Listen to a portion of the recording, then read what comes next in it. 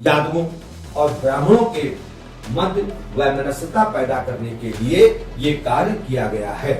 कुछ क्षत्रिय ढूंढे गए, उनको ले जा करके एक गरीब असहाय दलित को पकड़ कर उसके ऊपर मूत्र जैसी घटनाएं कराई जाती है। शेष राजनीति को क्या मिलेगा? क्या राष्ट्र का विखंडन ही इसका मूल उद्देश्य है?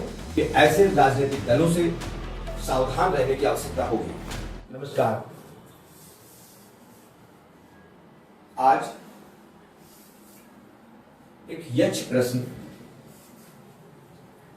जो बार बार मस्तिष्क में कौंध रहा है कि आखिर भारतीय राजनीति किस ओर जा रही है। आखिर जातिवाद राजनीति से राजनीति को क्या मिलेगा? क्या राष्ट्र का विखंडन ही इसका मूल उद्देश्य है? सत्ता पाने के लिए राष्ट्र का विखंडन तक करने के लिए लोग तैयार हैं। हमें समय आ गया है कि ऐसे राजनीतिक दलों से सावधान रहने की आवश्यकता होगी। साथ ही साथ हमें ऐसे समाज के ठेकेदारों से भी सावधान रहने की आवश्यकता हो गई है जो धर्म के नाम पर, जाति के नाम पर स्वयं को श्रेष्ठ और दूसरे को नीचा दिखाने का प्रयास करते हैं। समस्त हिंदू समाज अगर धर्म की बात करें तो धर्म के अनुसार संपूर्ण मानव एक जाति है। हमारी जाति, हम मनुष्य हैं, यही हमारी जाति है। हम सभी परमपिता परमेश्वर की संतान हैं। जब हम सभी परमपिता परमेश्वर की संतान हैं तो ऐसी स्थिति में हम छोटा बड़ा करने वाले कौन होते हैं?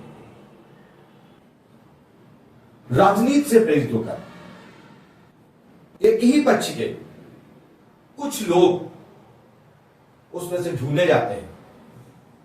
कुछ क्षत्रिय ढूंढे गए, उनको ले जा करके एक गरीब असहाय दलित को पकड़ कर उसके ऊपर मूत्र जैसी घटनाएं कराई जाती हैं।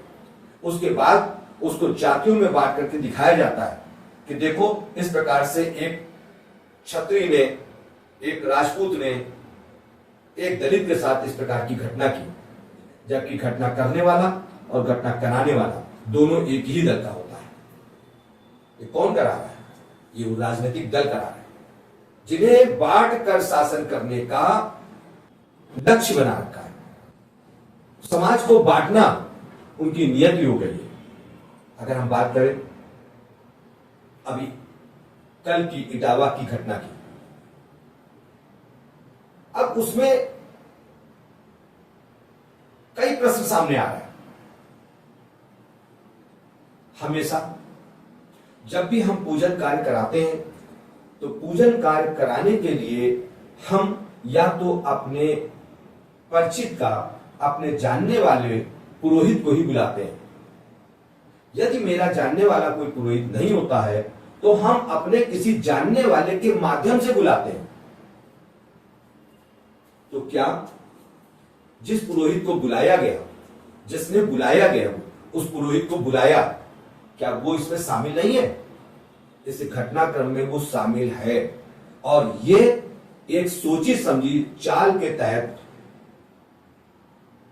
यादवों और ब्राह्मणों के मध्य वैमनस्यता पैदा करने के लिए ये कार्य किया गया है, ऐसा पूर्ण रूप से प्रतीत होता है। अगर हम ऐसी घटनाओं को देखें तो आपको याद होगा बिकरू कांड में जब एक दुर्दांत अपराधी विकास दुबे का एनकाउंटर हुआ था तो बहुत सारे लोगों ने हमारे प्रदेश के मुखिया योगी आदित्यनाथ पर भी आरोप लगा दिया था कि वो क्षत्रिय हैं और उन्होंने ब्राह्मणों को जानबूझकर मरवाया है। जबकि उस समय भी यही बात थी, मरने वाला भी ब्राह्मण था और मारने वाला भी ब्राह्मण था। लेकिन उसमें भी लोगों ने राजनीति की इस पराकाष्ठा को पार करते हुए यह प्रयास किया था कि किसी प्रकार से क्षत्रिय और ब्राह्मणों के बीच वैमनस्यता पैदा कराई जा सके। वही वैमनस्यता पैदा करने के लिए ये इटावा की घटना प्रतीत हो रही है। समाज को यह जानना होगा कि हमारे बीच में ही बैठे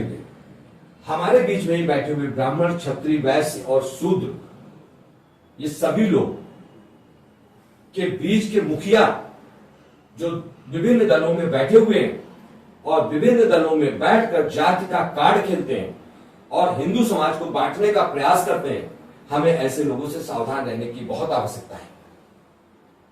हमें अपने राष्ट्र को मजबूत बनाना है। यदि हमें अपने राष्ट्र को मजबूत बनाना है तो हमें अपने सिद्धांतों को, हमें अपने धर्म के अनुसार चलना होगा और अपने धर्म के अनुसार ही पूरे मानव समाज को, जो मेरा धर्म कहता है सर्वे भवन्तु सुखिनः, यानी हम पूरे समाज के सुख की कामना करते हैं, हमें उसका पालन करना होगा। जय हिंद, नमस्कार।